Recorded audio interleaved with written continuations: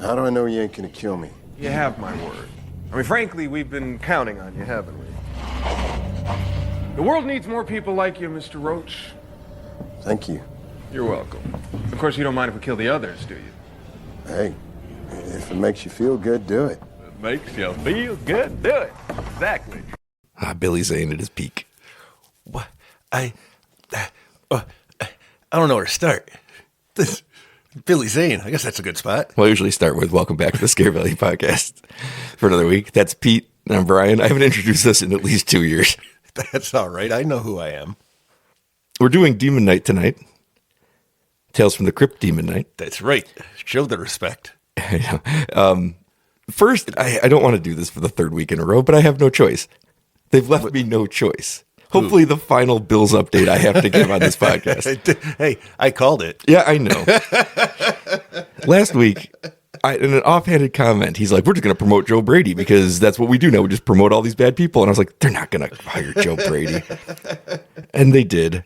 As we're recording this, they're having the introductory press conference. We're recording this on Thursday before you listen to it. They're having the introductory press conference for Joe Brady. Like, introduce him to the building. We don't know who he is. He hasn't been here for 4 fucking years. He hasn't been a part of this mess. It's a disaster. I like how they felt they needed a change. Yeah. And then brought back the same. Terry Fagula said he walked into the locker room and knew it was time for a change, and he looked no further than that same locker room. He just moved his gaze a little to the left. The worst part about it is I understand the thought process. The thought process is just stupid. The thought process is this defense is always what's killing us. We're going to change the defense. We can't change the defense with Sean McDermott here. Period. It just won't. It's his defense. We need to be more aggressive. We need to stop being such pussies on defense that we always are, playing prevent all the time. Jerry Hughes, the former player, was going off on Twitter a little bit about how shitty McDermott is. Where somebody's like, why did you leave us for Houston? He's like, once he called prevent in 13 seconds, I knew this man wasn't serious. And then he did it for the next 5 fucking years. So I understand the thought process is hold on to the 30 points a game offense, get a defense that isn't the worst defense in the world when playoff time comes. Makes total sense. The thing that angers me the most about it is it could work. Could work.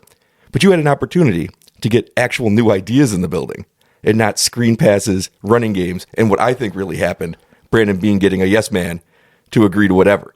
Because that's what he's been doing for 4 years. He was told, if you believe that he was being held back by McDermott for conservative offense, which I can believe, that means he just said, yep, no problem. And if somebody went to him and said, is it okay if we trade Diggs? And he said, yep. Is it okay if we don't draft anybody this year? Yep. So that's why he got this job. Don't mistake it. The main point is the Bills just seem to want to do the opposite of whatever I say. I said, fire Brandon Beane, they promoted him. I said, they're not hiring Joe Brady, they promoted him. So you got to be real careful because it seems like we've unlocked another superpower. And there's no way Terry Pagula will kill himself. Well, don't forget it might be my superpower that's at play here because they seem to be listening to me. And you know what my next thought is? Our defensive coordinator spot is open. Yeah. And you know what a nice familiar change would be? Is bringing McDermott back to be our defensive coordinator. Well, the funny part was somebody tried to make that joke. Greg Rosenthal tried to make that joke. Guy covers the NFL. And he was like, he should reach out to Sean McDermott. He fits the players they have, and his scheme fits the players they have. Which I pointed out, no, it doesn't. That's the reason he's not here anymore. Because he couldn't get stops on defense. His scheme does not fit what he has here. Yeah, but it's what everyone's used to. I get it. But the joke he's trying to make only works if McDermott's defense was actually good. I see what you're saying. I don't like that joke because it's a lazy joke that doesn't work. My Terry Pagula should kill himself joke was hilarious, and you glossed right over it. I don't like it when you tell people to kill themselves. It makes me sad. Because what if they do? Oh, you'd be happy. And then you'd have somebody to put in your in memoriam again. Moving on. The man has ruined Buffalo sports, although the Sabres keep winning. Because his attention's on the Bills. You see how this happened? It's like the Eye of Mordor. All the Sabres fans are excited because they're winning all the time. And I was like, be careful what you wish for. They're getting that stuff settled over on one Bills drive. And Hockey Man's coming back to tell you how to run hockey again. And the Bills will flourish for a time. Yes. Until. It's the worst part. It could work. And that's the worst part. It shouldn't. He doesn't deserve it. No. But yeah, you got to be careful what you say. I don't. I don't have to be careful what I say. This is my podcast. I don't have to worry about anything. No, I'm not talking about that. I'm talking about your superpower that you're unlocking. Yeah, I love it. Wait, but someone killing themselves, isn't that just what happens if we talk about old people? Oh, yeah. Well, I've been mentioning him on the podcast for a bit, 3 weeks in a row, and he's still hanging bet around. If we mention it every week, eventually it'll be true. That's true. I like those odds. Unless we die first. Ooh, odds have just turned. Oh, no, I mentioned us both at the top of this podcast. God damn. Oh, no. We are in trouble. Apologize to Kitty and your children.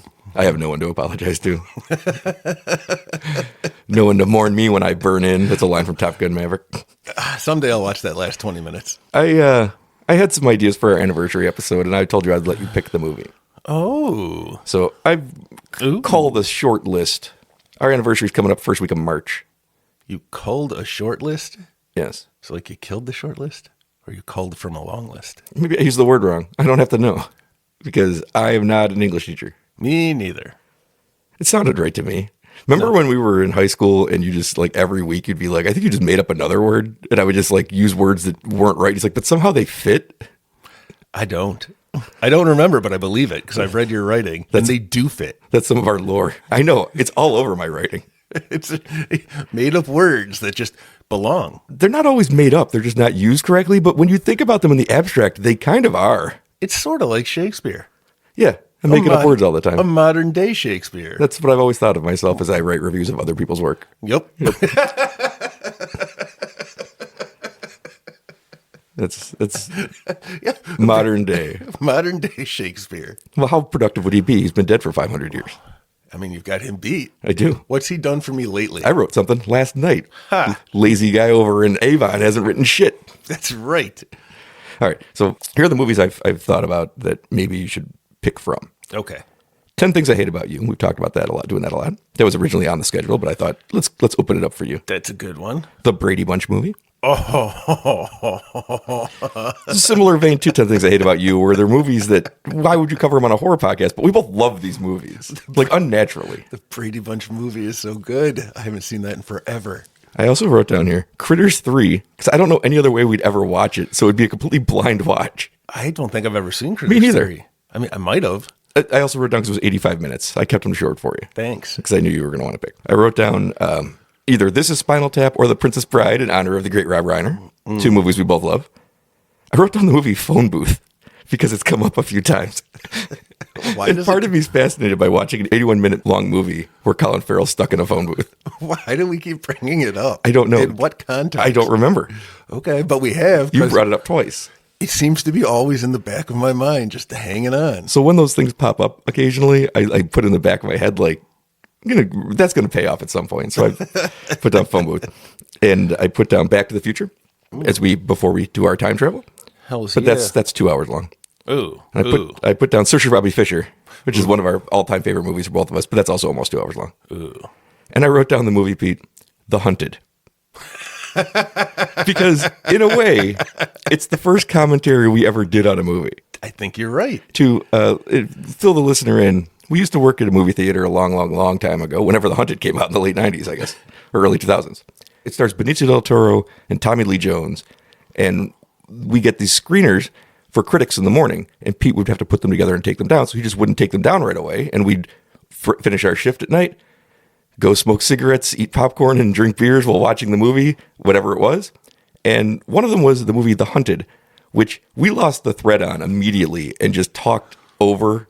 If I recall, it was the tale of Johnny Lee and Bobby Lee. Was that it? And one was a father and one was a son, and they were... I believe so. And the thing I remember, and I know you remember it too, is that Tommy Lee Jones was very awkward when he was in the city. But the closer he got to the wilderness, his wilder powers activated and he became a man-hunting machine. The wilder powers. The wilder powers were something supernatural. That right there is what makes it a horror film adjacent, because they were powers. If you want the real first seed planted that became this podcast, it was watching The Hunted in whatever year The Hunted came out in the Amherst Theater at midnight. That movie was great. I have not seen it since. Me neither. I don't remember nothing else about it except our commentary on it. I forgot. I just remember it was Billy Lee and Johnny Lee. Why that was their name, I don't know. I remember at some point somebody showed up who I thought looked exactly like Tommy Lee Jones, and I thought, what a weird choice. because it wasn't him. And I was like, what? As much as, oh man, this list is too much. What you got to do is Oh, Pete, don't worry. There's plenty of anniversaries to come. And these are the types of movies we do on the anniversaries. Oh yeah, when is the anniversary podcast? First week of March. All right, so I got some time. What you have to do is put the movie you want to watch, and then put a bunch of shit that I don't ever want to watch, like 3-hour things. No, I was giving you an actual... I know, but you know how well I do when I'm faced with choices and decisions. Well, the choices I'm giving you to pick from are 10 Things I Hate About You, the Brady Bunch movie, This is Spinal Tap or The Princess Bride, Phone Booth, Back to the Future, Searching for Bobby Fischer, and The Hunted. Phone booth. He's in a phone booth for an hour. 81 minutes in a phone booth. I don't know how that's not podcast gold. I think Colin Farrell can do it. I really like him. All right. We'll update that when you get around to it. But either way, no matter what you pick, it's going to be a fun one. All right. I agree. That's a good list. It's a solid list. Yeah, I picked movies that mostly we both love. Now, Phone Booth I've never seen, and The Hunted we saw once, and I don't think we particularly cared for it. But there's other reasons to pick those movies. Right. Oh, man. I think I've seen most of Phone Booth before, I believe. I'm going to guess he's in the Phone Booth a lot. I don't remember any other places. I've seen the trailer for Phone Booth. I feel like I got it. Yeah, but he's got to stay on the phone or something, too. I think he's got to stay in the booth. Yeah, he's got to stay in the booth. And I don't know what, maybe it turns into one of those competitions where they see how many people can fit inside a phone booth, but he's not allowed to leave. The one thing I'll say is these can all get done at some point in the future. Although most of them only on the anniversary, because that's when we really weird out.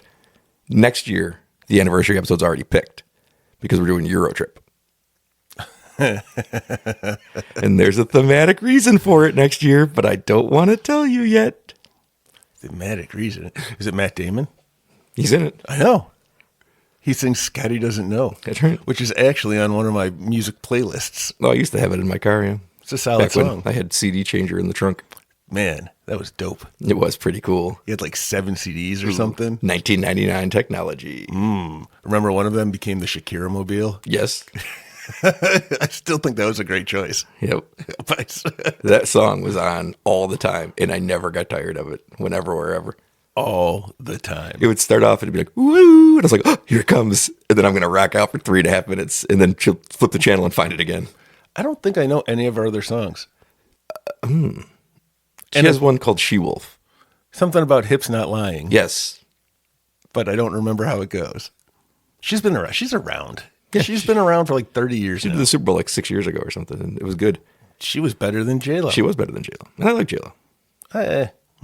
I've grown weary of her. She doesn't pop up in enough stuff to bother me like that. I guess I just hear that she's annoying. Oh, she seems annoying. Yeah, and that bothers me. But she's still Jenny from the block. So Do you think that's true anymore?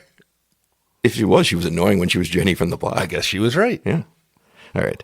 It's time to talk about the first Tales from the Crypt movie based on the TV show, but not the first Tales from the Crypt movie. What was the first Tales from the Crypt movie? There was an anthology in the 70s that used the EC Comics. Oh, that's right. But this is full-on Crypt Keeper introducing his comics. John Kassir doing the voice that we tried to do last week, and I thought you were all right at it. Yeah. 30-something years I've known you. I finally found your hidden talent. That's all I can do. I know. can't really do the voice, but I can do the laugh. No, I heard all you tried to do the voice. It was bad. Hi, I'm the Crypt Keeper. It's not exactly as good as my my long legs, but it's not bad. It's nowhere near my Kihei Kwan. I can do his laugh. I should start doing that laugh like my normal laugh. Okay. That's like Michael Jackson. So, this is our Black History Month episode, which we only do once, which I guess sounds weird. But every month, February, we try to cover something that is at least somewhat thematically important to the history of black horror. What was last year's? Was it Nope? These are great questions. Candyman, maybe? Ooh, I think it was Candyman. And we did Nope the first year. Okay. Those are all good movies. Yeah. This movie wouldn't seem at the surface like a movie that fits because we played a Billy Zane clip. I talked about the Crypt Keeper and Tales from the Crypt. What does it have to do with black horror history? What does it? It has a surprising amount of relevance in that subject because, first of all, it was directed by a black man, Ernest Dickerson, who he was a cinematographer for all of Spike Lee's early movies. What's a cinematographer? He's the guy that shoots the movies.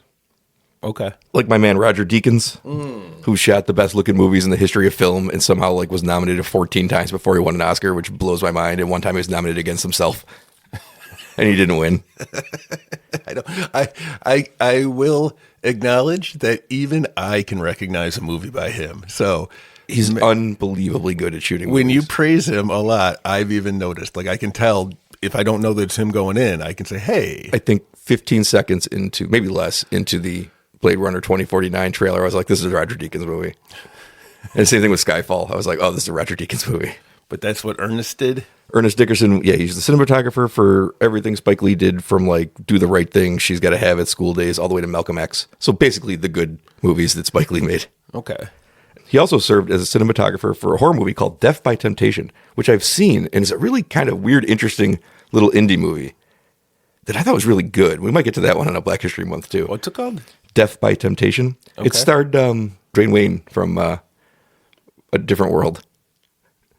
I don't remember. Oh, well, It was a long time ago. everyone listening does. His directorial debut was the Omar Epps Tupac movie called Juice, which got good reviews and did well at the box office, but none of his other movies would ever make much of a dent at the box office except this one. And none of them were really critical hits. This one was kind of like, meh. Horror in the 90s.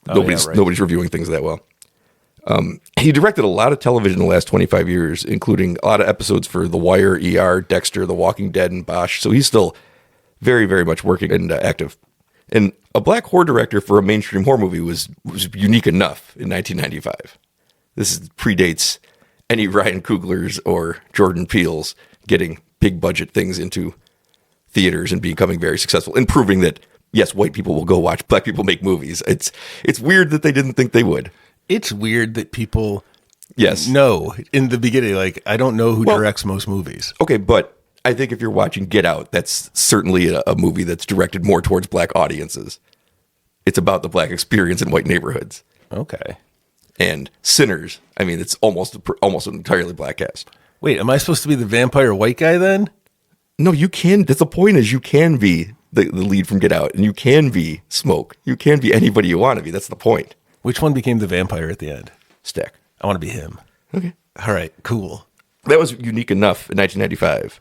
But what really solidifies his place in history is Jada Pinkett's character.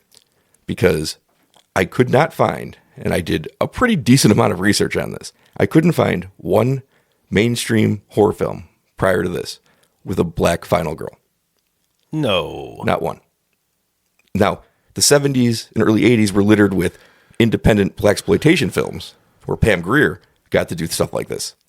But those weren't mainstream films. Was that horror too? They did a lot of horror in there. Okay. Yeah, she's the main lead female of Scream, Blackula Scream. But you're saying the criteria is mainstream, and that was This was different. This was a studio backing it, giving them millions of dollars and agreeing to it. in what year? 1995. 1995? That is a ridiculously late date. Especially when you consider that Night of the Living Dead was 1968. And it was a big deal that he cast a black man as the lead of that movie. This was many, many, many decades later, and we still hadn't had a final girl. Was it even, because I don't remember hearing this anywhere. Although, to be fair, Night of the Living Dead, super independent project. Was it? Yes. Okay. He shot it himself with his friends for the money he had. It was an ultra independent movie. Did it get, It did because it became a hit and it got picked up Okay, later. it was but a hit wasn't at the time. produced by any okay. major production company. All right. So they were out there, but they weren't, that is a weird little qualifier, I guess. It's not, it is and it's not, because these are the movies that get advertising. These are the movies that that major studios are trying to sell you to come and see. That's not the case with those blaxploitation movies. Yeah. Okay. I got you. I'm with you. Or even Night of the Living Dead, which it did later get a pickup because it was a big hit at the midnight screenings, but that's not the same thing either. No. All right. But this was 95, and she is our first black lead.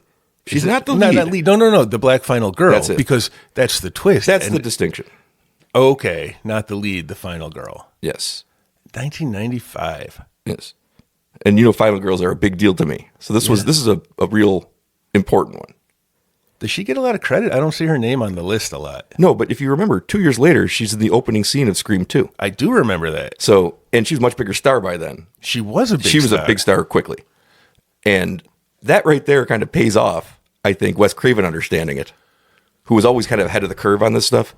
There's a great documentary I mention all the time on Shudder that everybody should watch called Horror Noir, where they talk to actors, directors, and people who cover film about the history of black representation in horror. And the one person they really shout out in the middle of it is, Wes Craven was always ahead of the curve on this and always trying to be inclusive in a way that other directors weren't. What do you mean? He made People Under the Stairs with a little black kid as lead actor. He made Serpent and the Rainbow. He made Vampire in Brooklyn. A lot of his movies incorporated representation that you weren't getting in other mainstream movies. A few different people talked a lot about how, that was a big deal. Jordan Peele's talked a lot about how one of the most important, influential movies to him was People Under the Stairs. He's like, I'm a black kid and I'm sitting in the theater and I'm like, this can happen? The hero of the movie is like a little black kid like I am. So Wes Craven gets some credit for that too. All right. Just for being a regular person, in a regular modern thinking person, just somehow in the 80s and 90s. What? It's crazy when you think about it. Yeah, seriously. It just makes you sad if you think too hard about it, though. But that's why when people are like, why do we even need Black history stuff? It's like, this is why, because you don't realize that just 30 years ago, this was revolutionary. 30 years ago is nothing. No. And at the time, too, it's not even something. I saw this movie when it came out. I think. Me too. Right. I don't remember thinking anything about. I didn't either. Right. And there's a generational difference there, though, because we were young when we watched this. Oh, okay. We hadn't been warped by the only movies you could see were the same representation. And just because this was the first black final girl, that was not the first movie to have. I got you. Yep. This is why the distinction for this specific thing is important. Because we got on the ride partway through, so we don't. And we weren't raised by bigots. Those are other good reasons. Not everyone can say that.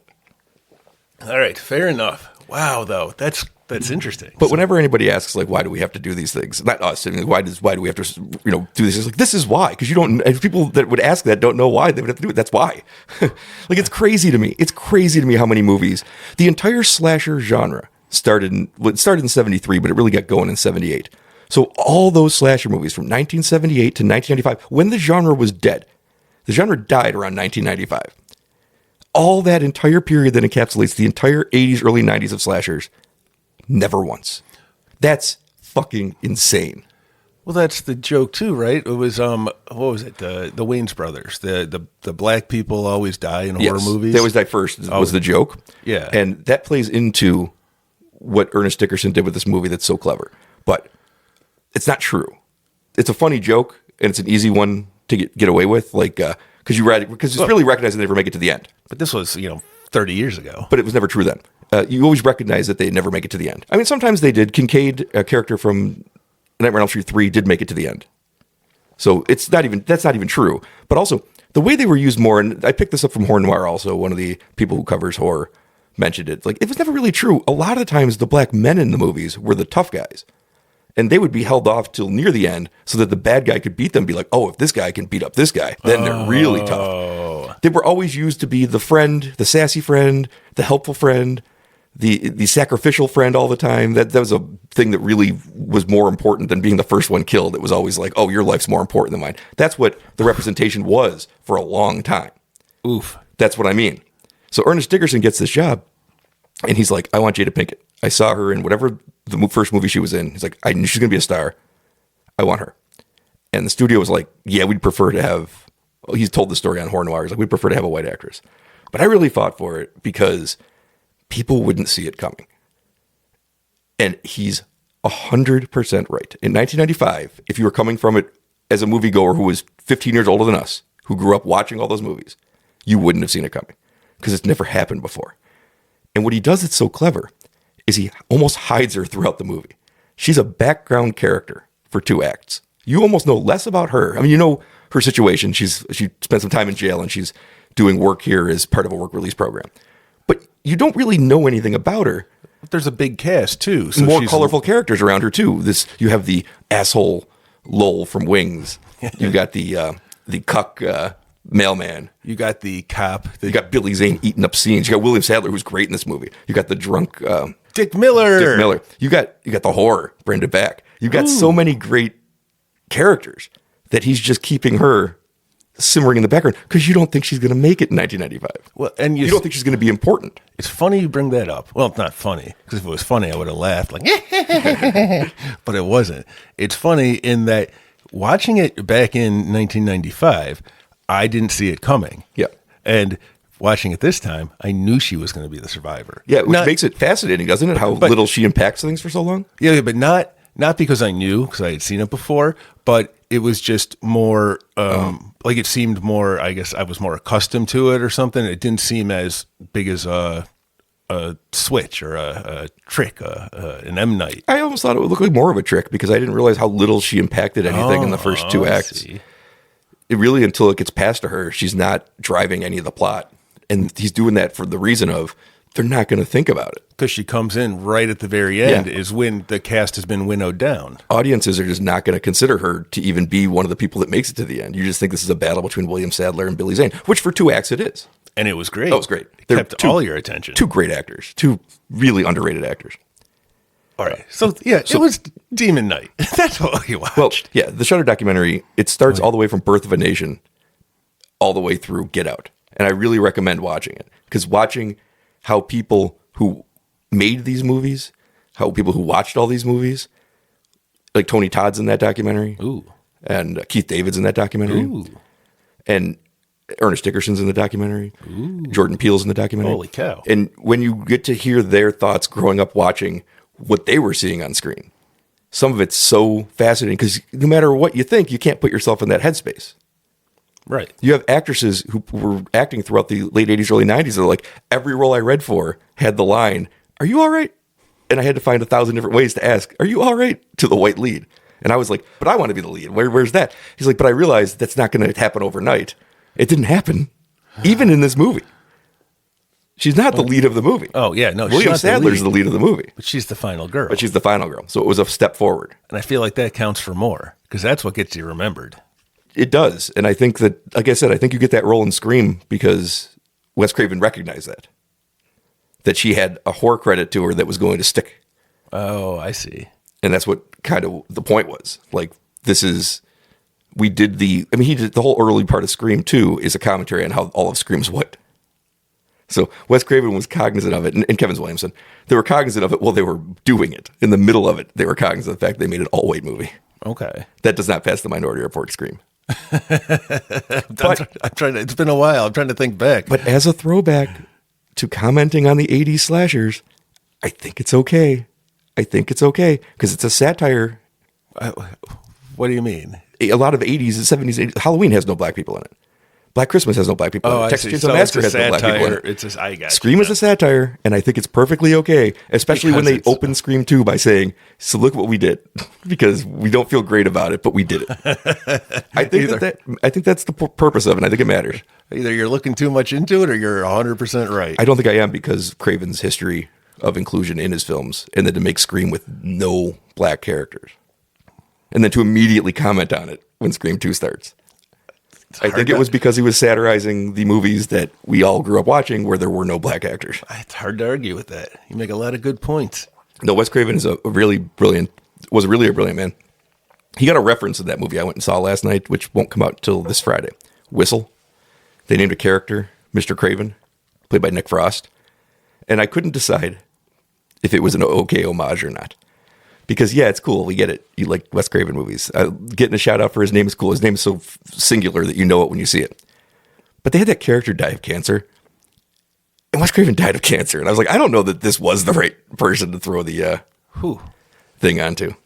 Whew. I don't know either. I don't know. But his name that's wasn't Wes, right? I don't know what his first name was. I'm going to guess not. Then I They guess just called him Mr. Craven, and he died of cancer. The plot of that movie is you summon your own death. So, like, however you were going to die comes back to find you, and then you die that way now, which is actually a pretty clever idea. So he was going to die eventually of cancer. So the cancer part of him came back and killed him, and then he turned into, like, the old man looking like died of cancer, and he died. But Wes Craven died of a brain tumor, and I'm like, I don't know that this is the proper way to honor. Maybe he'd have loved it. Yeah, but if it was a brain tumor, the head would have had to like get all deformed and pushy outy. That I don't know. Maybe he would have loved it. I don't know. I don't know. He probably would have loved it. I don't know. I He's a have weird nothing. guy. I don't know. He's a weird guy because if you ever heard him talk, he was the most well-spoken, educated, like almost like a professor. And it's like, why is he making all these gore fests and rape revenge fantasies? And it's like, I don't know. Just a weird guy.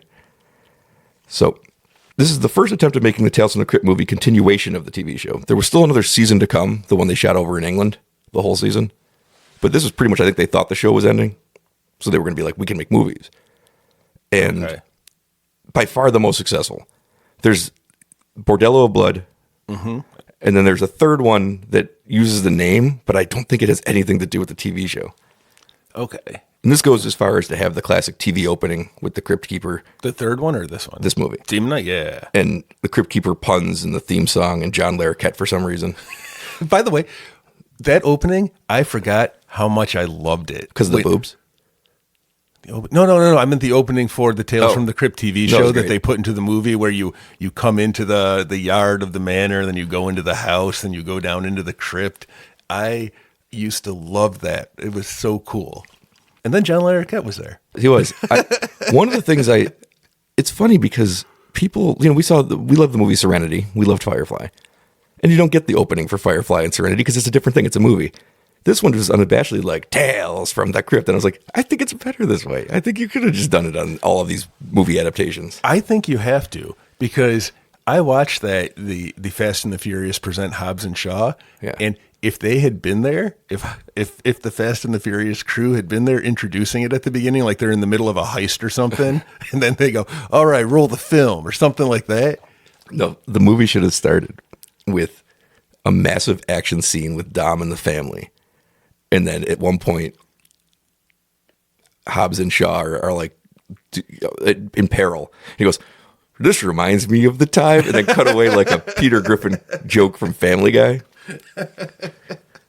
Yeah. And the whole thing is just them having remembrances on the side of a truck that's going to explode. Because this was a Tales from the Crypt presents. So you have to put that opening in. And yes, they do need to be in the big action scene and then have a flashback. One of my favorite things about it is how much it's clear Ernest Dickerson did not care that it was a Tales from the Crypt movie. I know it opens the same way and it closes the same way, but those feel so disconnected from the straight line movie he just made that was like, boom. I don't know about the branding. I don't care about any of this. We're not winking at anything. This is like, I made this movie. Put whatever you want around it. Right. And maybe that's why it works so well, because you have agree. the winking and the nodding at the beginning and the end. I agree. But then you're given like, oh, this is fucking legitimate. The Tales from the Crypt branding on it is so completely unnecessary. I think I love it. But it's unnecessary to what happens in between. Oh, yeah. Right. Like, completely. And somehow it doesn't detract, not even a little. No, it's fun. For a 90-minute movie, there's what? It's a little jarring when it pulls out of the movie and then he does it again, because it's like, I feel like this wasn't really that connected to any of the things that you do in your comics. I mean, a lot of those Tales from the Crypt ones had like the twisty ending that it's like, this didn't have any of that. Well, you know what? The nod was when the kid was reading the comics. That's true. They need to throw that in there. That's right. That's what they did. That was his, I guess, here, I'll feed the producers. The movie's cast is ridiculously good for a 90s horror movie. Jada Pinkett, whose star was on the big rise. Billy Zane, who I learned wasn't going to make The Phantom till the next year. But it makes sense because I probably saw this. I didn't see this in the theater. I probably saw this on video as the advertising for The Phantom was ramping up. Okay. What? Because, again, I feel like I knew Billy Zane, or was this his first thing? Probably? I just explained it to you. But in that sentence, what happened. But there was nothing before. But at the time you saw it for the first time, The Phantom was everywhere. Okay, but except in theaters. I think that he was around before. Maybe not. Thomas Hayden Church, William Sadler, CCH Pounder, Brenda Back, who 15-year-old me was in love with, and 46-year-old me was into, and Dick Miller as Uncle Willie the town drunk. I mean, your competition would be the hillbilly. I'm not even sure what Lowell's job was. I know it was minimum wage. He liked nipple clamps. He liked electrified nipple clamps. And a psychotic mailman. Yeah. A sad sack mailman. My favorite moment in this entire movie is when he pulls a gun out, and of course he has perfect aim because he's a mailman. He tells him, he says he's shooting him in the head. He hits him the demon twice in the head from pretty good distance with a handgun. And then he goes, shoot him in the eyes, gets both eyes first shot. I didn't even think about that. Crack shot, that guy. Well, they found all the guns up in his room. Well, of course, he's a mailman. Right, he was going to go kill But nobody ever made the obvious joke, which is what makes it work. Oh, shit. I didn't even pick up on that. Well, I feel stupid. The thing I remember most about this movie for the last 30 years was the Hey Man, Nice Shot opening. Yep. It's great. It's one of the best needle drops of all time. It starts, as soon as you start hearing that, the car comes over the hill, and I'm like, I'm in on this movie. That song fits a car chase. It does. It's fucking great. And the only part that really bothers me is, and it bothered me then, it bothers me now, they start the song over. Because you get to the climax of the song, but then then you just get another random earlier. He comes over another hill. Yep. Yeah, and I was like, that's weird because I know how the song goes. That was annoying. But it is, that first couple minutes is just so perfect of setting the mood of the movie. And you have William Sadler driving away, being chased by Billy Zane. And for a while, the movie plays with who's good and who's bad. Because Billy Zane's doing things by the book. He's being polite. And William Sadler, we know, is a thief. He's in sort of a cop uniform, semi-official looking. He's Like got a sheriff, like a duster and a cowboy hat. Cowboy hat, yeah. He seems, and he's, like you said, polite. Did you, I don't know. I don't remember when we watched it the first time which side I believed in or which side I thought was right, who was good, who was bad. But it sure seemed like Billy Zane was the bad guy this time. Well, I knew this time. Yeah, I know. That's why I think he's doing a really good job just playing nice with the cop sitting in the back seat, being a good cowpoke. Yep. And then the first time things go wrong, it's like, hell with this shit. Done with this. The very first minor inconvenience, he punches a person's face off. The first time he might have to just take this to a second location, he punches the guy through the head and then rips off his cowboy hat and starts ripping on this podunk cowboy hillbilly town. And I was like, this is great. He couldn't contain it for any longer. He did his best. Well, the story involves Frank Breaker, played by William Sadler, who was pursued by a demon, Billy Zane, called the Collector. And Frank takes refuge in a boarding house that used to be a church, which I thought was going to be paid off differently than it ever was in this movie. We'll get to that, though, I guess. The boarding house is where the entire movie takes place. We meet the characters played by Dick Miller, C.H. Pounder, who runs it, Thomas Hayden Church, who's a piece of shit. Well, a customer of... Brenda Back. Yeah. Who's a whore. Roger Rabbit himself, Charles Fleischer. And Geraldine, played by Jada Pinkett, a young woman on work release from prison. So that's a lot of people you got in one house. And they don't start dropping for a long time. Because then you bring in the two cops. Yes. Who also show up. Deputy Bob and Sheriff Bilbo Baggins. I don't remember his name. One of which survives way longer than he should. Because I forgot he was in the movie, and then he popped into a room, and I'm like, you're still here? I don't have any recollection you can still be in here. And then a kid shows up, too. The kid that sees that's right. William Sadler try to steal a car shows up. That kid had some problems. I think this whole town has some problems. Yeah, that's right. It was weird that they were all hanging out at that diner that he tried to steal the car from. Yeah. The Collector's riding with the cops to find Frank. We'll just call him Breaker, because I think it's what they call him the whole movie. To find Breaker. And they find him almost immediately because CCH Pounder is a snitch. She is immediately a snitch. Can't do that when I'm drinking water. I couldn't believe how quickly. I thought she was going to be like one of the cool ones because she just accepted him in. I'm like, look at this motley crew of folk we're going to have fighting off demons. On nothing but suspicion, she's like, The second she heard something on the radio or the somebody TV, tried to steal a car, and she's like, I know it's you. I know it's you, new person. Nope. It's tough because nothing would happen. Yep. Oh, God. And there was something. They had to get the right number of people there, too, for any of this to take place. Well, what the Collector's after is a key-shaped artifact in Breaker's possession filled with the blood of Jesus Christ. And when his peaceful plan to collect the artifact doesn't work, he punches through a cop's head and immediately shows his true colors. How did they even kick him out in the first round, in that first battle?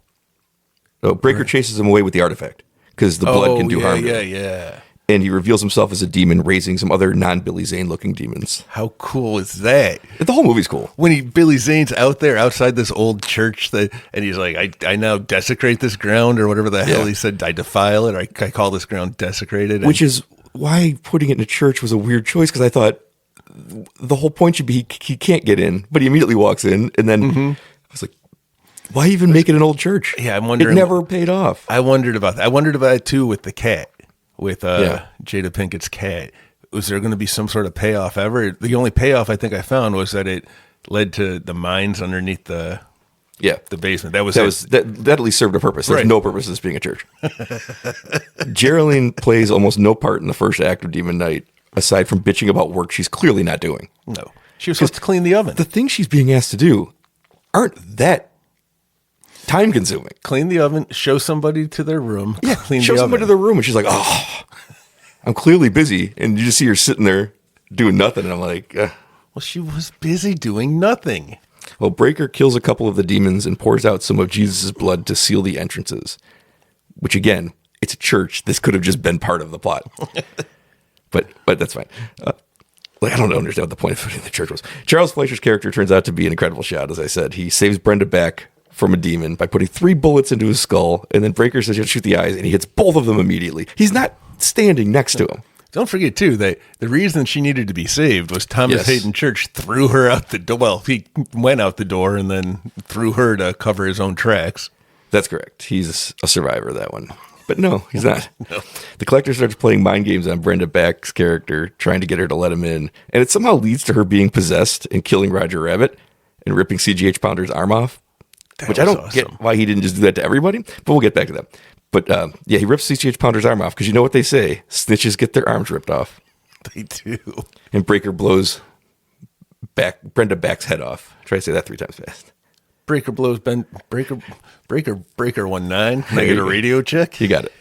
The remaining group decides it's going to escape through a tunnel beneath the church, despite Breaker telling them it's a bad idea. So he seals the tunnel with blood behind them, and they run into possessed people almost immediately, but they save that kid we saw earlier. And they all retreat to the church. At this point, I thought, well, the kid should just already be possessed. But they check him and he's not. And I was like, I think it's brilliant because they're letting you know kids are safe, but kids aren't safe. So I like that they teased that kids were going to be safe before they showed you the kids weren't safe. Right. Yes, that one I like. Stupid Lowell shoots a demon on the other side of the seal, breaking and allowing all the demons in. Because he wanted revenge for having to work minimum wage for however many. That's for paying me minimum wage for 7 years. In 95, he's one of the original incel characters where he's like, everybody's against me. The white man can't have anything go his way. He was so good in it, though. Oh, he's great. Yeah, not as a likable person. No, he's just playing Lowell as a dickhead, and it worked. That's what it was. Because he's dumb the whole time, too. Because his character in fucking George of the Jungle, that was another, but he was a dumb rich person. I should add that to the possible list because that one comes up a lot, too. Well, Thomas Hayden Church keeps making movies. Mm-hmm. In Sideways, he's... I never saw that one. He's a womanizer, at least. Like he is in this one, I guess. Although he's paying for it, so I guess he's not. In Easy A, he was a trusted professor. That's right. More than halfway through this movie, it's clear that Breaker is the hero of the story. Geraldine still hasn't taken any active role in it, aside... Well, she does save the child. Right. She is the one that saved the child. Which makes her role one of the truly surprising ones as a final girl. Because if you're watching the movie, you just think, this is going to come down to a showdown between Breaker and Billy Zane. Yeah. That's like the only way this movie can go.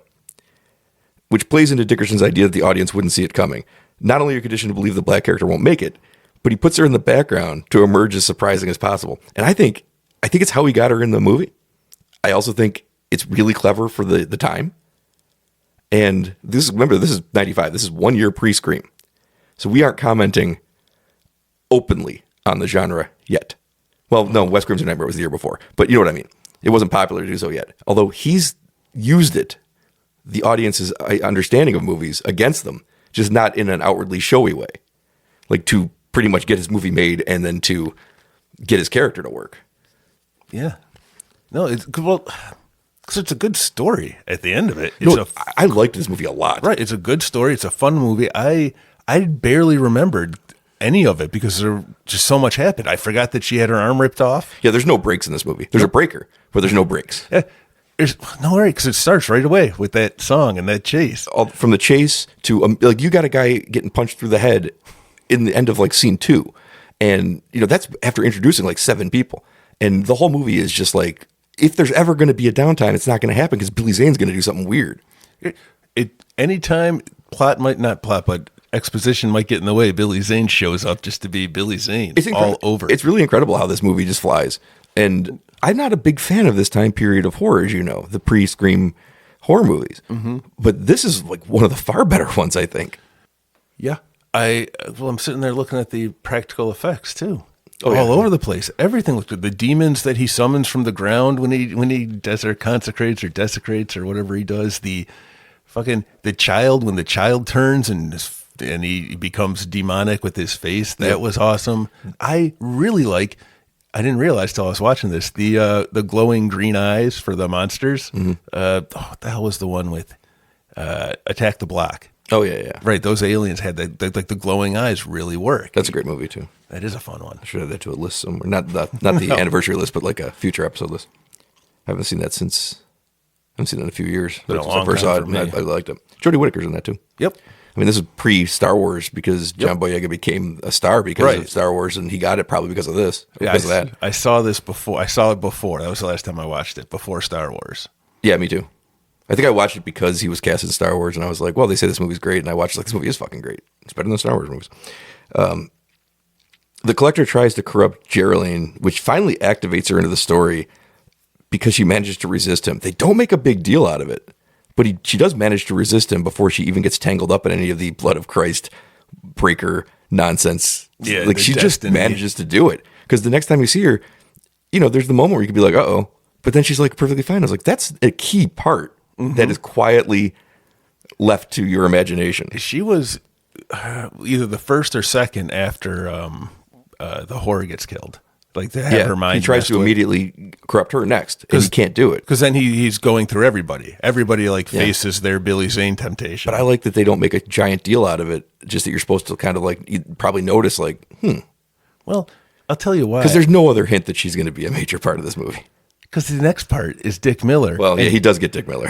Dick Miller shows up and he has to have his test with Billy Zane. He loses it. Well, how could you not? It's a room full of women and topless women offering him beer, and Billy Zane's the bartender. Yeah, I would be corrupted too. Right? What do? You're like, all right, I guess I give up. Well, he's decapitated by Breaker after attacking Geraldine, but decapitation can't stop Dick Miller. That's how did I? His headless body keeps attacking until the kid pokes out his eyes. There. First, he covers his head With a blanket. so that the guy can't see where he's going. I was like, that's hilarious. Oh shit, that's really good. For a movie that isn't going for laughs outside of Billy Zane stuff, which is all funny.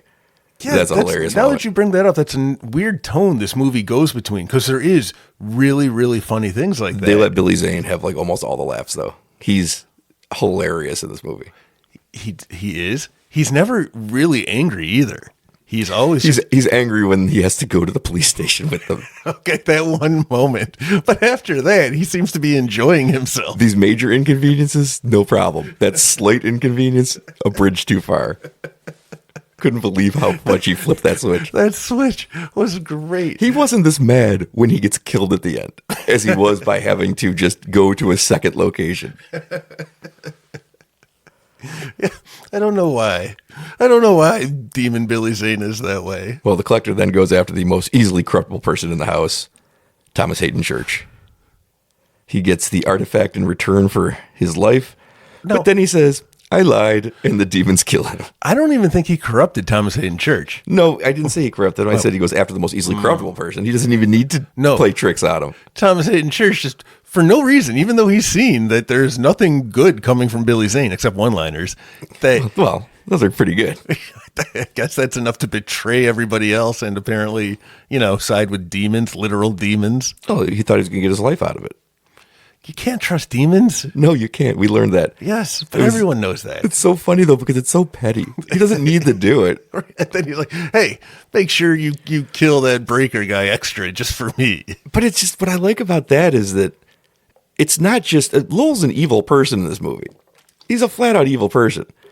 And the evil person, actual evil in the movie is like, oh, I'm not trying to overrun the world with evil. I'm just trying to get my shit. And I'm so petty. I'm just like, I don't care that, like, it'd be better for my side if I let you walk out of here and keep being a horrible person. But I don't want to. because I'm Billy Zane. And all of this is just entertaining to me. It's pretty great. At no point do you think that he's going to lose. He never seems like put out by anything the people do after that initial, cop. Yeah, don't suggest going to a second location with Billy Zane. That's the one thing I know. You better listen to your friend Billy Zane.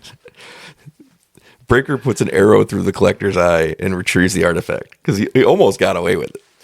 But he had it for like half a minute. And then he went first, despite having an army of demons. He went kind of like skipping down the hallway carrying the artifact. Yeah. Well, he's amazing. Then the kid gets possessed, I think, by reading a Tales from the Crypt comic. Yeah. No, he was just reading it, and that's when I know. Okay, But that's kind of cool for the brand. well, that's what I'm saying. That's where it was. And Geraldine drop kicks his ass through a seal, exploding him. Kid's not safe in this movie. It was a freaky looking kid, though. Like It was. It was crazy. Yeah, he freaky. went full race stands when he sees the picture of Vigo the Carpathian. People know what I'm talking about. And he's got the tongue But not before the kid takes out Breaker.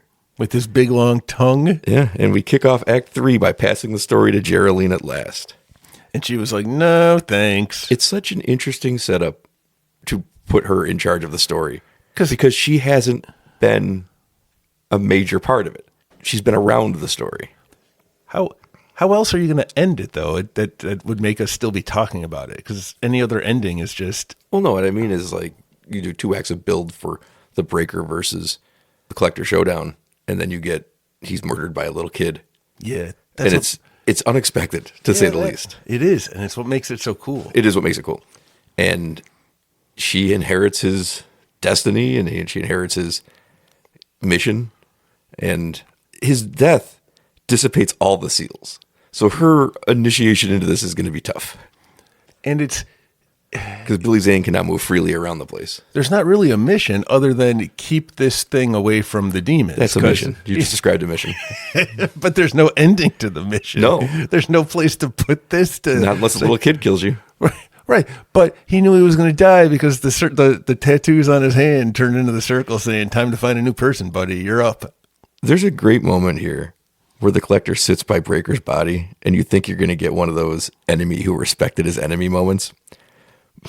But instead, Breaker's eyes had been closed because he died. Billy Zane just opened them back up. It's the most... I laughed so fucking hard because we see that trope all the time of closing the eyes so they can be at peace. He opened them back up because Billy Zane is so great in this movie. I don't know if that was in the script or if that was a choice on the day. It's so fucking funny that he just opened his eyes and walked away. I don't. He is so very, very good. This movie is just fun. It's a from one-of-a-kind start character. to finish. I can't compare it to any other character I've seen in a movie. It's like a unique portrayal of an evil character that is one of the all-time greats, I think. And the movie gets it. You have a ton of people to get killed. The kills are cool. The effects are cool. Well, I mean, the kills aren't cool, but they're... And the pacing is excellent. Yep. And hey, you think you're running out of people? We'll introduce a few more just to make sure we can keep the kill count up. Geraldine is smarter than Breaker ever was, and she covers herself in the blood That was badass. so we can't touch her. Right, none of the demons can And touch she her. looks incredible, like incredibly badass when Whoa. she's covered in the blood. It's not my blood. Got a funny story about her hair. She has very short platinum blonde hair. Mm-hmm. She didn't have that hair when they cast her. She just did it, and she said, "I hope you're not mad, but I got a haircut." And he's like, "It's fine." But it's very noticeable. But I like that because it strikes an iconic, especially when she's covered in the blood. Yeah. Strikes an iconic looking pose, like figure. I'm trying to think what... You're right, because that image of her Yeah. at the end. Cause No, I think it was the right choice in the end, but she didn't even clear it with them. She's like, "I just cut off all my hair well, and I painted it blonde." It did work. It makes her stand out in a movie where maybe he didn't like it because she's not supposed to stand out. there were... But it works so well when she does supposed like to you stand said, out. there were so many other strong characters Yeah. bouncing around with these over-the-top personalities, and she's the sullen... You think you're getting a slice of this battle between Breaker and the Collector that has been going on forever and will go on forever. Right. You think you're just getting a chapter of that. So when his chapter ends, it is legitimately surprising. Yep. And then having this person who wasn't around, wasn't one of the characters. Yeah. And it works, the keeping her hidden part, because the whole time, all of these other people are not somebody who I'm looking to be the heir, to take up the No. sword in the fight, because they are all... No, nothing wrong with Brenda Back, but she dies right away. Yeah. The only likable person like in the house, besides her, who we don't know anything about, is Breaker. So that's why you just assume it's got to be him. Dick Miller seems harmless. Yeah, I guess he does, but he's a drunk. He's not going to help you out. he's no use. And he did turn on him. He gave Billy Zane the key. He's like, "Oh, I saw him hide it right in front of me." That's true. And CCH Pounder's a snitch. Yeah, we know she's a snitch. What else was she in? She's a lot of TV. Okay, that's where I see her all the time. You see her in everything. Right. That's the thing where it's like I know her. Yep, I hate that. And every time I see her in anything else, I'm like, I know her from Demon Knight. I hate She's the snitch. I'm gonna do that from now on. Yep. But when you look at somebody saying I know her, and then you go look them up, and you're like, oh, it's 100 TV shows. She's been working forever. Unfortunately, as Geraldine investigates the house looking for Billy Zane, taking her active role as the lead, he drops down on her with a shower curtain and says, "It's curtains for you, baby." How could anybody not love this movie? I wish I had written down more of the things he said because They're too rapid fire. Every scene's got something, and the way he's doing them are hilarious. Fred's been watching horror movies now. It's like a new thing. Mm-hmm. And what has she seen? She's seen Killer Clowns from Outer Space. Nice. And what did we just watch? Deadstream. Oh, good. But I was torn. I almost watched this with her. Watched Demon Knight. If you cut out the opening part. I didn't remember. Or Dick Miller's scene as well, I guess. Oh, yeah. But I forgot any of that was in there. Like, there's been no boobs in movies for so long that I forgot that, oh, yeah, this was just something you did back then. That's true. So, well, no, in the 90s, you didn't know what to do yet. Scream hadn't set the new standard yet. Scream is what ended it. There's not nudity in any of the Scream movies. And the movies that took all away from that, you don't get them in the I Know What You Did Last Summer movies. You don't get it because they are following that pattern. It reset the pattern. Yep, 100%. That's why Scream, we're going to get to Scream very soon on this podcast for the first time, really just covering that one movie. It's almost as important as Halloween was. It can't be because Halloween did it first, but Halloween set the standard of what everything was for so long. Scream reset it completely. We weren't following the Halloween rules anymore. We were following the Scream rules. And it's kind of an important thing that happened in film. But that's for a future episode. Billy Zane turns out in the shower and gets all the blood off of her. Curtains for you, he said. Curtains for you, he says. He even managed to get the artifact open and dump out most of the blood. So she's not doing a great job because Breaker protected this for a long time. And once that blood runs out, it's like your time's up. But it is and it isn't because she can get more from Breaker and she can even use her own now because they're all special with the curse. Right. So they're now part of it. Yes. Geraldine takes the rest of the contents into her mouth, which is brilliant. A brilliant final girl move coming up to beat him here. Really brilliant. And it also, one of the reasons it's so great is that she can't talk now because she's containing the last of the blood to fight him with in her mouth. Billy Zane is going to monologue. So he notices she's not talking, but it doesn't dissuade him from doing what he's doing. He just points it out and incorporates it into his monologue. Because Billy Zane's character, the Collector, is a monologuer. And she's got him at his weakest point. He's perfectly fine if she never says anything back.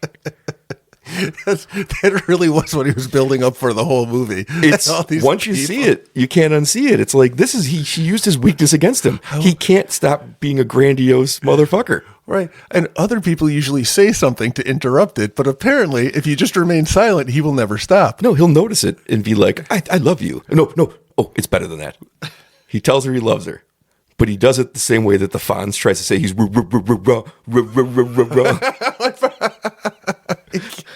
He can't say the word love. No. He goes through like he finds 3 different ways to make it hilarious. Like, could you possibly me? But all I could think about was the Fonz. I was So the moment she turns, William Sadler dies, Breaker's dead. Yeah. She immediately, she comes out of there coated with blood because Billy Zane shows up. Awesome. And then, like, I'm looking at the length of time. There's only maybe 10 minutes of movie left. A good chunk of that was Billy Zane monologuing because she literally goes downstairs and he catches her, cleans her off, and then, 5-6 minutes of talking? Yeah. She just lets him go on and on and on. And then eventually, as he's dancing with her, just spits blood in his face. It's so fucking cool. And his face melting down was awesome. And that thing, the demon form that he turned into was awesome. Yep. And it leaves Geraldine the only survivor of Demon Knight and the inheritor of Breaker's mission. As she leaves town, she pours some of the blood around a bus door to seal it. I love this ending. Smart. I love this ending. And the movie ends with another Collector waiting at a bus stop, looking at the ceiling going, I'll wait for the next one. It's a perfect ending. He seemed cool too. But then he started walking after the bus, so he wasn't going to wait for the next one. No, because he's a collector. They lie, remember? He's one of them. He's a Billy Zane. Do you notice he whistled details from the Crypt theme as he walked away? Yeah. I did. And then we get a wrap up from the Crypt Keeper. Yep. It's a movie that fucking flies. There is no down point in this movie. I am so excited to see the Crypt Keeper again. And this movie held up. I don't think Bordello of Blood is nearly as good. No, it's not. But I told you when I watched it before last week's episode, I'd already prepared this episode. So I told you that like I was so worried that like, oh, what if it's shit? What if I'm just having fond memories of being 15 and watching or 16 and watching it? Nope, it was great. It was great. It's better than like almost any of the movies from this era. 100% agree. Enjoyed it from beginning to end. It's times like these. I don't have anything to argue with you about. I'm like, I just like all of the aspects of this movie. Yeah. And then when you can, start looking at the history of it and what it accomplishes, there's even more depth to it than just like, I just was flat out entertained by this movie. And you know what's funny is that Jada Pinkett's become more of a known person than an actress at this point. Okay. We don't think about her for acting. We think about her for her things with Will Smith and the Oscars and all that stuff. What do they call those people? She's fucking great in this movie, though. Like when she was just doing acting, she was great.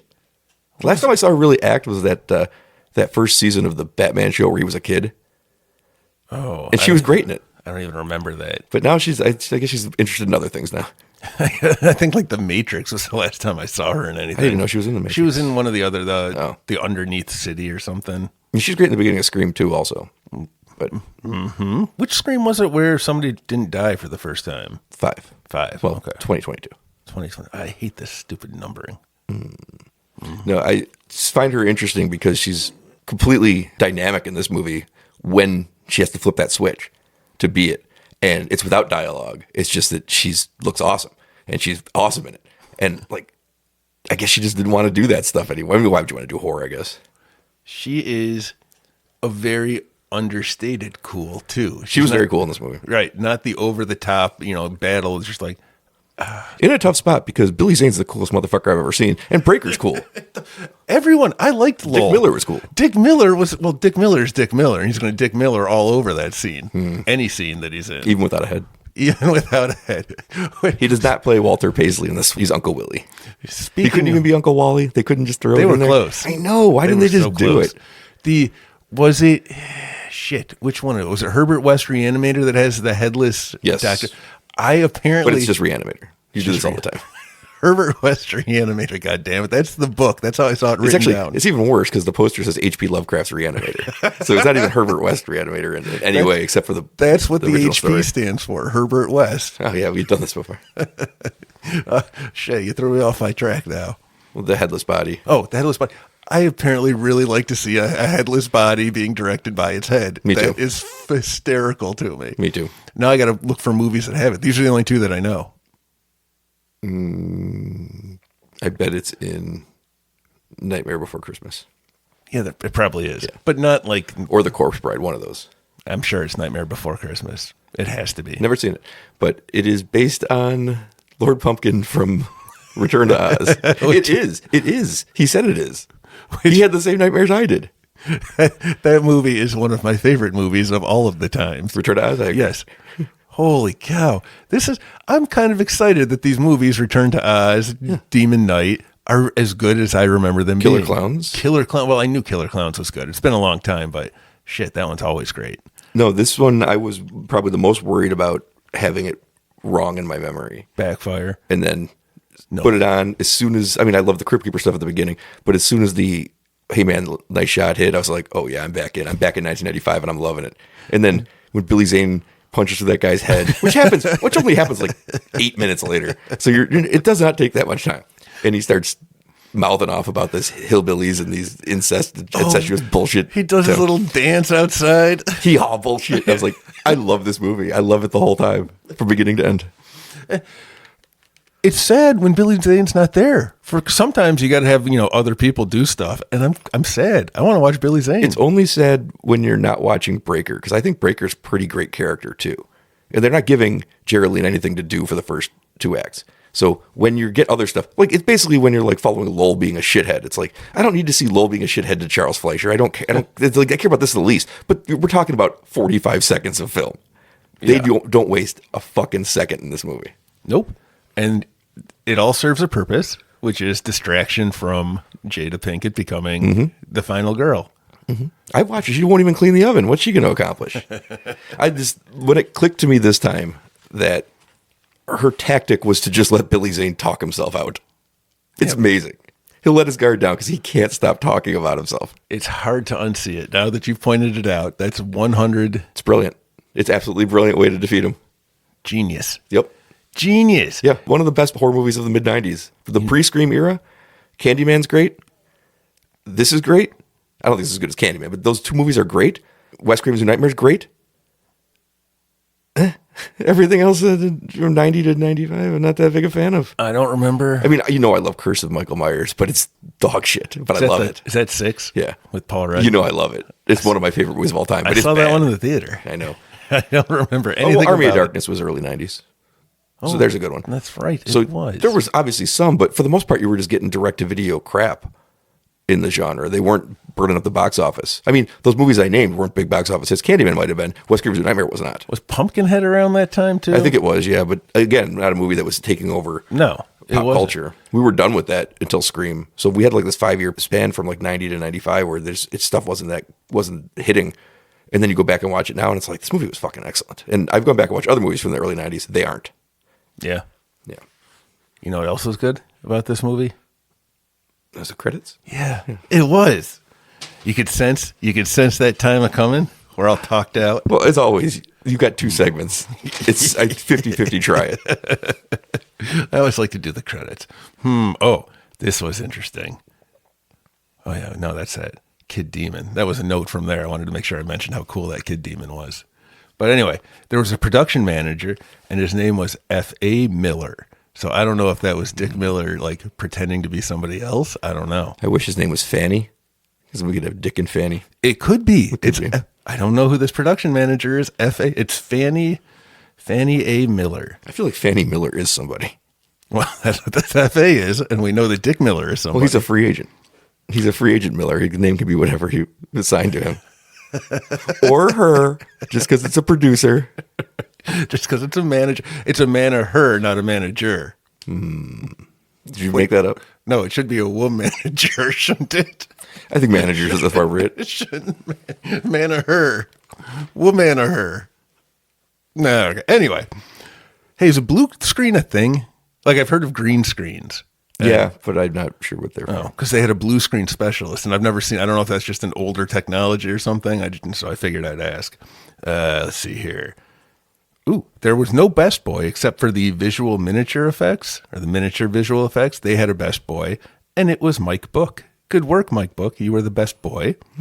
And craft service was provided by Derek Dogboy Hurd. How old were you when you found out that they weren't just eating Kraft macaroni and cheese? Wait, what? 46 is the answer. I thought they just had like little microwave the individual packages, or they had the special flavors, like not just the orange stuff, but like the. Pete, if we ever make a movie, I'm definitely setting up a table with just nothing but Kraft macaroni and cheese products and be like, it's Kraft services. Because they got a lot of different flavors now. Yeah. It's like a ton. You could. All right. Well, that's disappointing. Also, did you watch all the way to the end of the credits? No, I didn't. You didn't see the super secret ending, which was the Crypt Keeper coming back. And what does he say? I only wrote down 2 words, so that doesn't give me a great visual. But he talks about, I think what he says is there's another movie coming out, and you need to go see it, and it's called Dead Easy. That didn't happen. I was wondering why I don't remember a Tales from the Crypt Dead Easy. That didn't happen. So the Crypt Keeper lied to me? Although it's interesting they would make a movie all about Brenda Back's character, who is both dead and easy.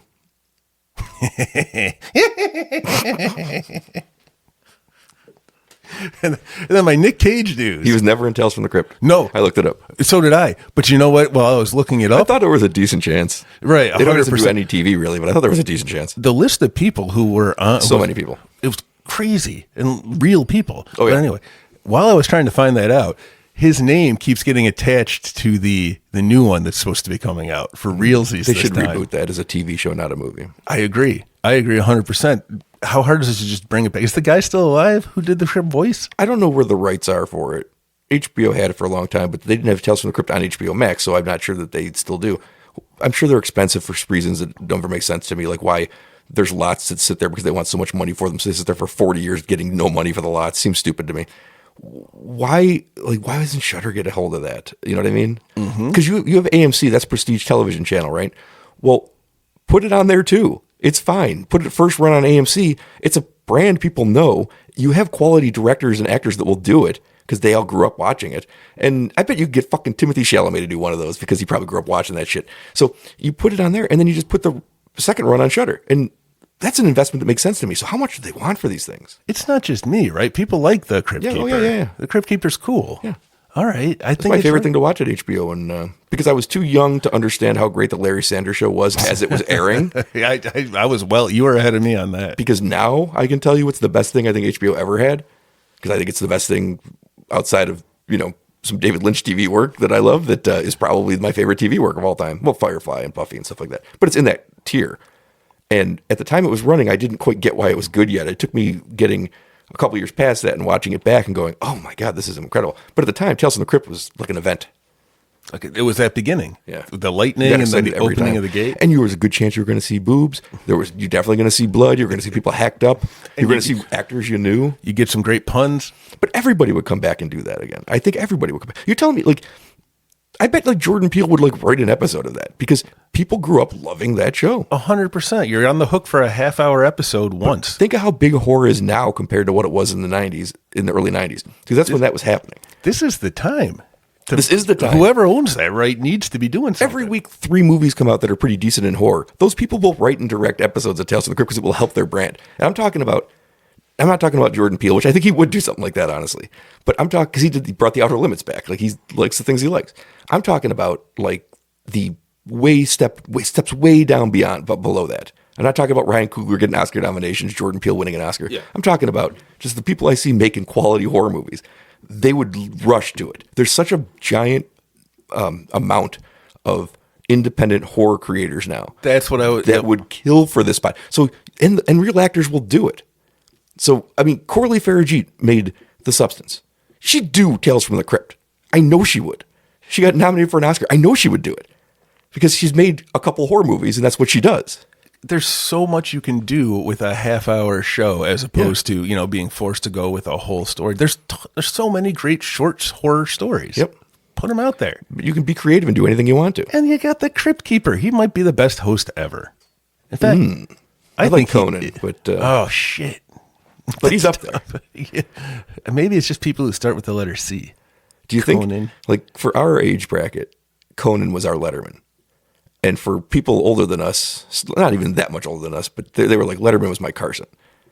And do you think there's anybody who's just in that perfect age where it's like, the Crypt Keeper was my Letterman? Maybe. Although HBO was a problem because not everyone had HBO. No, we always felt cool having HBO. Now I think everybody who wants it has it, which is funny because it's far more expensive now. But we both had it growing up, and we felt like cool kids. I had it periodically. I guess as we could afford it, we would have it. Because I do remember the times when there was the free weekends, and I was all excited because it was ooh, we get HBO for the weekend. My parents did not care for TV so much, but they liked movies. So it just made sense for them to have it. They'd watch whatever was on. Right. And then my dad's house, he always had it. So when we'd go stay with him over the summer, it was all HBO all the time. So that's where those certain movies come from that I've seen 800 times. Me too. Yep. It's also where the origins of a movie that probably doesn't going to get picked for our anniversary, but will probably be done on one anniversary at some point. The origins of Searching for Bobby Fischer. Because it was the Sunday night premiere. They always premiered big movies on Saturdays, but occasionally they premiered movies that they did not have as high hopes for on Sundays. So I watched it on a Sunday night, and it started, and I was like, I'm not going to watch this stupid movie about a kid playing chess. And I was almost sitting my arms crossed on my bed, I'm not going to watch this. 2 hours later, I was like, I think it's the best movie I've ever seen in my life. And I came and ran into school to tell you about it. And I was like, Pete, I saw the best fucking movie I've ever seen. He's like, so did I this week. I was like, oh, did you watch Tish Bobby Fischer? I did. I was like, on HBO last night? She's like, no, my mom rented it. And I was like, it was on HBO. She's like, well, we didn't know that. She just rented it, even though you had HBO. But we both the same weekend watched it. Yep. And it blew us both away. I think that I watched it the next time it was on HBO, like a day later. I watched it so many times on HBO. That was one of the ones I never got tired of. That's William H. Macy. Just Laura Linney's in that movie. Laura Linney's in it for one scene? Yep. He is better at this than you will ever be at anything. Oh, that's true. But looking at my notes, I almost forgot. It is movie number 33505. The 90s in the 3s. That's right. So when we travel back to 86, we're going to be in the 2s. Oh, that's your prediction? It's a spoiler. I don't think so. No one can tell the future, Brian. Well, I can tell the future because next week we're going to be having a watch along for Friday the 13th, Part 8, Jason Takes Manhattan. Where does he take it? That my segue there was so clean. You proud of that one? Pete, But you haven't answered my question. Where does he take it? I'm going to walk around all day with my chest puffed out. How proud I am of that one. Does it detract any that I immediately just flung the first words that came into my brain at your masterpiece? Hasn't bothered me for 154 episodes so far. That was a good one. That's how this works. I put up works of art. You take a shit on them. It's how this works. But that's also art. Yeah, I understand. All right. Okay, good. I know how to be an artist. Yeah. An artiste. We've already recorded it, so that one I'm sure is next week. And it means that there will not be a Bills update next week for the first time. Well, before they hire like Terry Pagula's dog to be the defensive coordinator. no, I'm telling you, they're going to bring back McD. He's going to be our new defensive coordinator. Or Terry Pagula is going to hang himself. One of those two things is going to happen next week. Fingers crossed. See you next week for our continuing journey through Jason Voorhees saga.